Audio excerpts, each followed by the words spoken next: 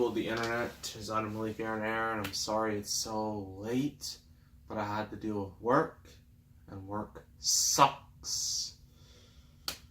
That's really annoying, so that's why I have my shirt on right now. So, review time. This movie I saw many years ago, and I still remember it to this day. It's a movie you all probably saw once, probably with your class, either like in the classroom or on a bus trip or something. It is Stuart Little. Yes. Movie about like a talking mouse who is adopted by a human family, because that's not weird at all. So, yes, this is based off a book, a children's book that's very well known. In this movie, you're never going to believe who wrote this, or who co-wrote this. You're never going to believe it. I mean, sure, like, the director is, like, the co-director of The Lion King, but that's not what we're talking about. That's not what's going to get those clicks. No. One of the co-writers is the one, the only M. Night Shyamalan. You're probably wondering, wait, what?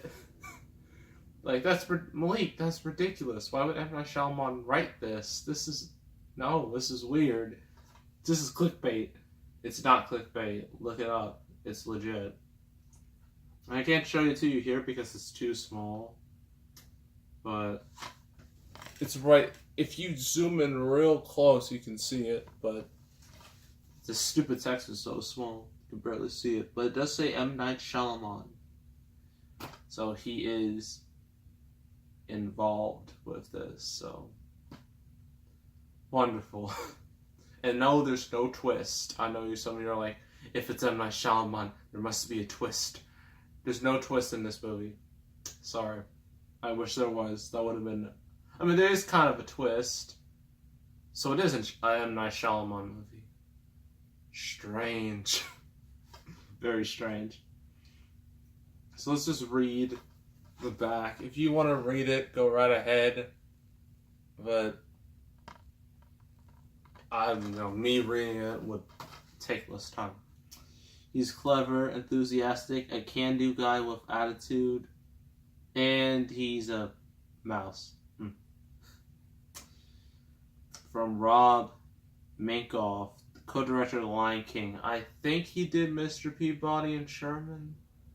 I think he did. I might have to look it up, but I think he did that. Too bad no one saw it. Comes the comedy adventure Stuart Little, based off the classic book of beloved author E.B. White.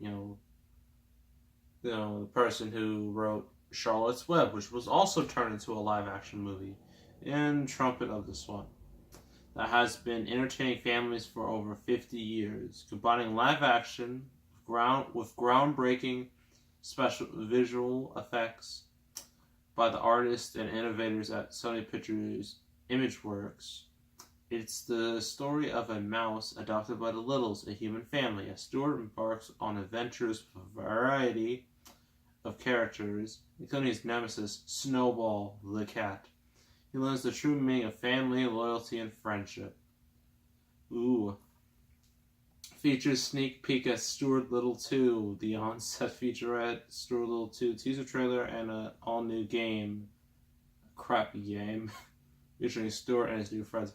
Speaking of Stuart Little 2, I do have it. And I also have the third crappy one. It's in there. But I don't know when it'll be reviewed. So yeah. Plot is, Stuart Little is a mouse who can talk. And no one questions this at all. I mean, I get it, it's a fantasy world, but seriously. Someone's gonna look at him like, did that mouse just talk? Am I hearing things? Did I just smoke some weed? What am I looking at? I mean, if this movie was realistic, so at least one person would act like that. So he's adopted by the Littles, a human family. So, and the reason why they're called the Littles is because they live in a little house. I mean, it's not like a crappy little house like in Charlie and the Chocolate Factory. It's a decent little house. It's right between these huge buildings. It's just a small little house, and that's where they live. So it is fitting. And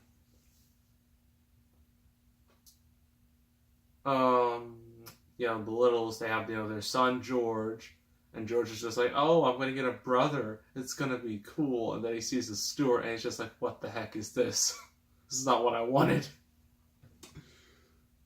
I'm like, and George is just like, he's not my brother.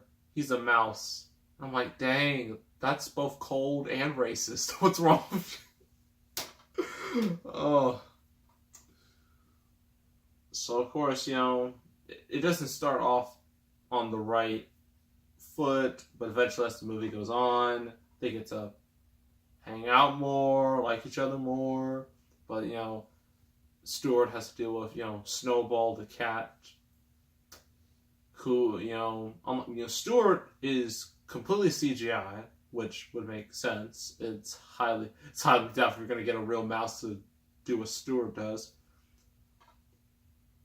But Snowball the cat is, well, he's live action, but he probably has like a CGI mouth, but you'll never know.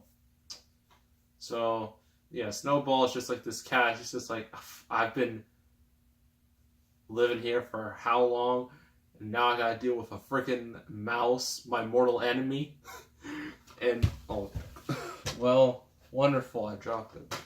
We're off to this is a great video. It's just like, this mouse is my mortal enemy, and I'm supposed to live with it. He's my master. Oh, heck no. So, of course, Snowball doesn't like him. But eventually, they become friends, too. And there are a lot of twists and turns. There's a lot of scenarios. Like, they're like, Stuart and George are participating like in a boat racing thing. Like a remote control boat. Not boat. It's like I don't know what it is. I don't know the sport because I've never done it. But it's just, it's just, I think it's sailing. Yeah, sailing, remote control sailing thing. Stuart Little gets stuck in the washer. How he didn't drown, I don't know.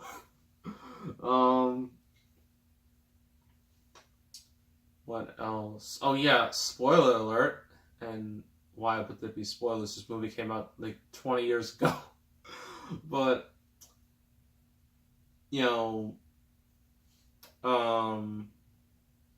Stuart's parents show up and they bring him back. Turns out those aren't his legit parents. His real parents, they died in a pretty tragic accident because they were in a supermarket and there was like a bunch of cans. I don't know how big it would be. It would probably be like half the size of me. It would be a decent amount of cans. Those cans fell on them, and then people try to, get the cans off, but nope, they were dead. I'm like, my goodness. This is a kid's movie. That's pretty dark, if you ask me. So, yeah, Stuart goes back with his, I guess, second set of parents. And, eventually, but he decides, I'm going to go back to the Littles, I feel more, better over there.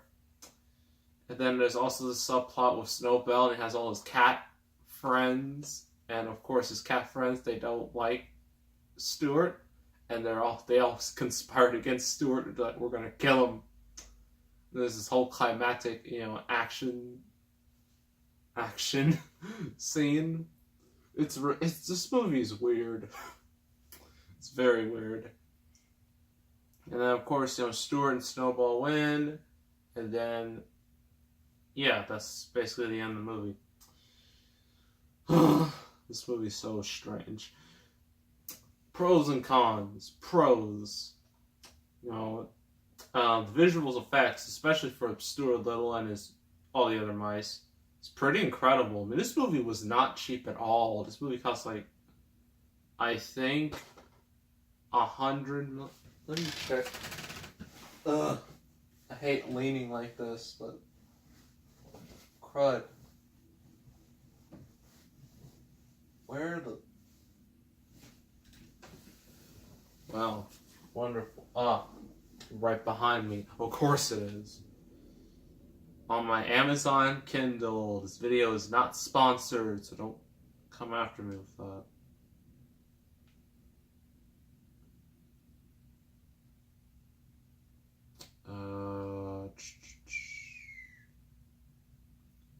I know it was over 100 million. I think it might have been just 100 million.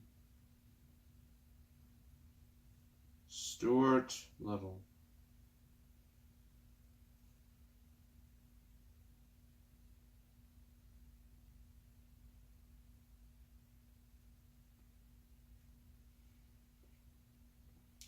Okay, so there's no real confirmed budget, but it's between 105 million and 133 million, so it was expensive. And also, you didn't know, like, well, I'll tell you later. And, it had an Academy Award for Best Visual Effects, but it lost to...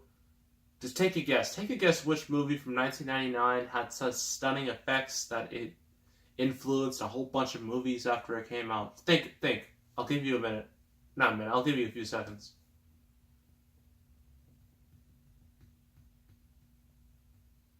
Give up. It was The Matrix. Because of course it was The Matrix. What other movie would have won effects? You know, an Oscar for effects other than The Matrix. So yeah.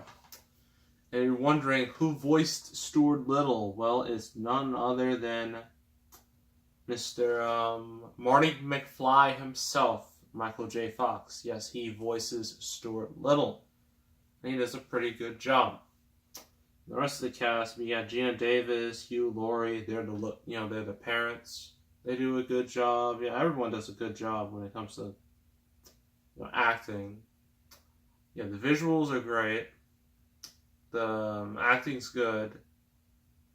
But this really isn't a con, but the story is just so weird. It's so weird in so many ways. This is not it is kind of your typical, I guess you could say, fish out of water scenario, but it does with so many twists and turns and subplots and other characters. It's just bizarre. And yeah, it's just weird.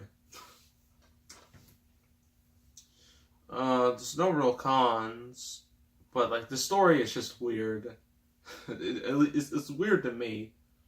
So overall, I'm gonna give this a 8 out of 10. I highly recommend you watch this. It's a good family movie. It holds up surprisingly well for a movie that's 20 years old, or at least about to be 20 years old. So yeah, that's Stuart Little. Next review is one considered by many as one of the most disappointing sequels of all time. And I know you're probably wondering, well, there are plenty of those. Yes, I mean, I've done a few of them that are considered disappointments. I mean, I did Kingsman: The Golden Circle, Avengers: Age of Ultron. Well, I haven't done well, The Last Jedi, I didn't. That was more of a first reaction than a real review of it. I might do a re-review of it. Maybe. I don't know.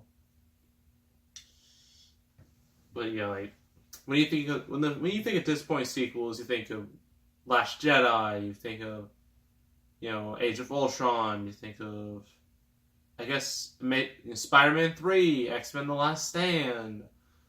What else? Trying to think of a sequel off the top of my head. I can't really think of any.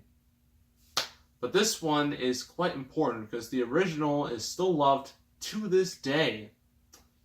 And although the sequel, the first sequel, was directed by the same dude, it still wasn't as good. And you're like, well, why? Well, that movie is The Lost World Jurassic Park. That's right. The movie that somewhat derailed the series until, you know, the next one with Alan. With the dinosaur that says Alan. So yeah, that should be fun. Doing The Lost World. Ugh.